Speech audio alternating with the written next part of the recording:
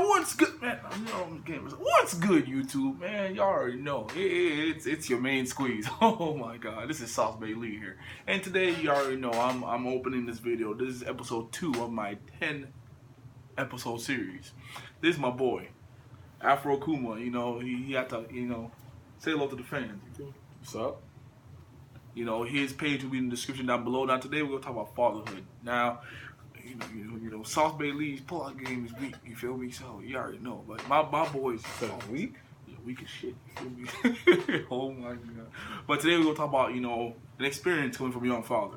He's hailing from Oakland Park, Florida. That's where he resides. But so do I. But we're from South Florida, so you already know the deal is. So, first question for you goes: how did you feel when you first learned that you were gonna be a pop?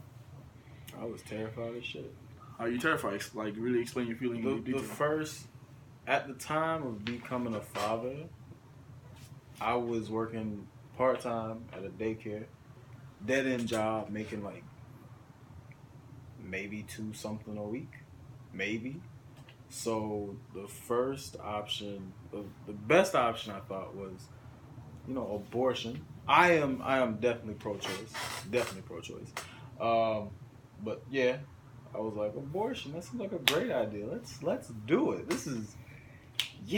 Dodge the bullet. Plus, I'm not gonna lie, at the time I was being a hoe at the same time. So it was like, in real life, he's not afraid to admit it. That's a pretty good sign. At that time, it was like, if I got a kid, I can't be a hoe like that no more. I can't be out here being promiscuous. So I was terrified of having the responsibility of just being responsible for a whole nother life.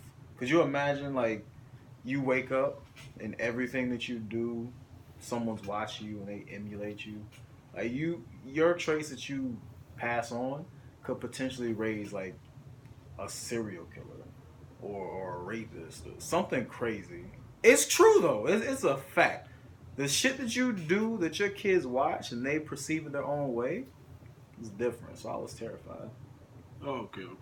Second question for you is, through the terrified feeling and through everything, how's the process like? How did friends understand you? How did people understand you? Then how did people around you, reflect off you going through this experience throughout the 9 months before your daughter was born? I mean, friends, they didn't really. I didn't have a lot of friends. I didn't have no friends. I think it was just my brothers and Sean, and then you. That was really it. I didn't have a lot of friends. I didn't have friends, honestly. But everybody who was reflecting off of it, like, of course, I didn't tell my dad till after she was born. Like, my dad did not find out about her till she was like, what, 3-4 months? Like 3-4 months, he found out, and it was just kind of like, it was crazy because he sent like a mass text of him and my stepmom being pregnant, and I was like, man, you're a granddad, so this is great. He was like, well, this was an April Fool's joke, and I was like, mine's isn't. So I was like, mine's isn't a trick. So yeah, but reflecting off of it, most people took it positive. Apparently I was looked at as being responsible, but I didn't feel as though I was very responsible, especially when it came to money and shit like that. Like, I used to just spend money for no reason at all, just like. So okay. Yeah. Next question that's what it's going towards money. Now, mind you.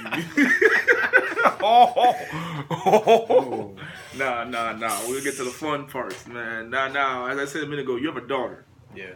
4-year-old daughter. Yeah. Mind you, it's one of my dog kids. You feel me? So you don't know. You touch her, you getting shot. To let you know.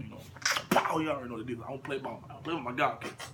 Now, anyways. So when it comes to your daughter, what are a few things that you try to teach your daughter now, and when it comes to money, how do you spend on your daughter while trying to spend yourself? How do you balance that out, being a young dad? And how old are you? Well, that's one thing that I want viewers to know. Like, how old are you, and how can you experience that being a father? How can you spend and balance that out, being a young father? Well, I'll be 25 in December, so I'm 24 now. Spending between me and her, I'm weird now because I used to spend so much on myself, clothes, shoes, games, collectibles, all that shit. I'll spend money. I used to spend money on myself all the time, and so it just got to a point to where I don't like to really spend money on myself unless I absolutely feel as though I need it, or like, man, I really been wanting this and I deserve it. But even still, after I make the purchase, it's kind of like I could have spent it on something else. Her, on the other hand, like she gets stuff all the time. She gets toys. She's got 3 tablets. She got 3 tablets. She's got a shit ton of toys. She's got mad amounts of clothes. If just on a whim, she's with her mom on the weekend. I'll get her back, and I'm like, oh man, I was at the store. I saw this. Let me get it for her. But she gets like 90% of the shit that she says she wants. She ends up getting. So she's spoiled, but um, at the same time for being spoiled, she also has a very clear understanding of like you you know right from wrong, right? So she Mm-hmm. has those fundamentals installed in her. She's got them at an early age. Everyone around her reminds her to keep, a good head on her shoulders. So, Mm-hmm. and she's doing good. So I have no problem with, rewarding. No problem rewarding, good behavior over bad behavior. So yeah. Okay. Now I'm gonna ask 2 more questions. This question will get deep. What is one woman as a father where where you nearly cried, good or bad? What is one woman's father that really touched you the most, like really affected you in a good or bad way? Either one. Good way. A good way that touched me was probably probably when I got her full time. Okay. Probably like it was a challenge, and I was nervous because of how my life was set up. Because originally she was with mom full time, and then I would get her either alternating weeks or even on the weekends I'd get her, and it was regular. But then as time went on, I got her full time, and it was happy. Oh, I was happy because it was like, man, now I have her here. I can like groom her to be a nice young lady, and prepare her for whatever's coming up next in her life. So that was probably the happiest moment, other than other than being there to witness her being born. But I think that's a generic answer, Yeah. honestly.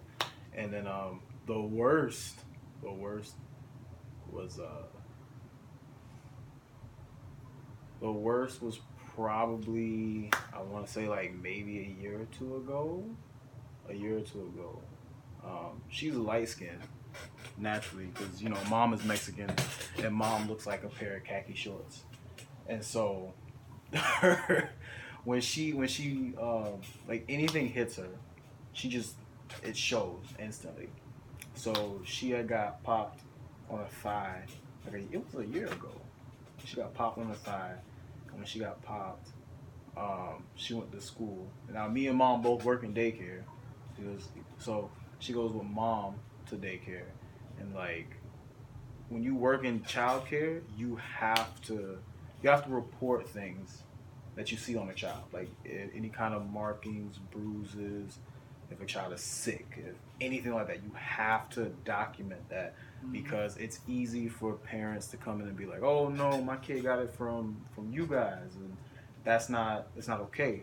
So she went in, and when she had went in, of course they saw the pop, Mm-hmm. and from that point it was kind of like DCF had got involved, and they thought that I was beating on her and whatever the case. I'm like, no, she got popped like one time. She was playing in the garbage. Oh no no no. Yeah, You're so getting popped. she playing in the garbage. So I popped her, and it escalated way more than what it needed to, and it was at the point to where mom was in a stable home. She was in a stable situation, I should say. Mm-hmm. So I was terrified because they were like, "Oh, she can't stay with you." Mm-hmm. And I was like, "Shit." So then it became a thing to where they were like, "We're gonna have to put her in the system and all this and all that," but it's whatever. But I had to take like they made me take like these anger management classes, I guess you would call it. But really, when the anger management lady came to the house, we just sat here and just chilled and talked. She's like, "You don't have problems." Like exactly that's what I'm saying. So Okay, the last question. Now, viewers, the daughter is sleeping. I don't know. I would say the viewers could see the baby girl, but she might be sleeping. I don't know what she's doing. So She not learning. learning is very important. But that is all for my interview. You know, I appreciate Afro Kuma for coming through. If y'all want to see his music, please look at his channel. For everyone that's viewing right now, don't be afraid to like and subscribe. We will be doing more stuff. But this is your boy Sauce Lee here, and anything else you want to say to any young fathers, anything like that?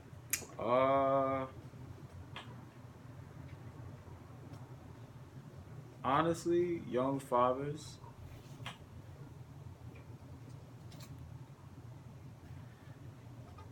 His brain's trying to process shit. You give him a minute. because it's crazy. Because what a lot of people don't realize is we hear on TV, we hear on the radio, on the news. You know, be active in the kid's life, be active in all that stuff is crazy. And you hear it so much that you just imagine anything that you do is spending time, right? Like I could be sitting here watching TV and she'll be running around playing with her toys, spending time. It's not really spending time. It's like they're just around. You get what I'm saying? But when you actively get in there and you're doing stuff and you're a part of whatever they got going on, like if she's playing with toys and I'm a part of that. You know what I mean? Or she's on a tablet and I'm a part of that. She wants to read, she wants to do whatever the case is. You gotta be a part of that. You have to be a part of all the steps because these are the things that they hold on to and they cherish. They may not remember everything, but they'll remember some of it. Because there's things with me growing up, my dad used to sit there and used to read stories with me and shit like that. And I remember that. I don't remember everything, but there's a lot of things that he did do that I remember. Same thing for my mom. So for any young parents, really not just fathers, just really try and be as active in the child's life as possible because it shows. And then, yeah, it's just great. Well, that's all from both of us. Thank you for viewing, and I hope y'all have a great day. To all my ladies, enjoy your day, babe. To all my niggas, keep saucing. And trust me, you will see my boy's drip collection one day. That shit is fire. What? Man, I hope y'all enjoy your day. Peace out, man. Thank you. Right. Thank you again, Afro Kuma. It was a great pleasure. Thank you, sir. Yeah, I kicked his ass in his workout today, but all right, guys.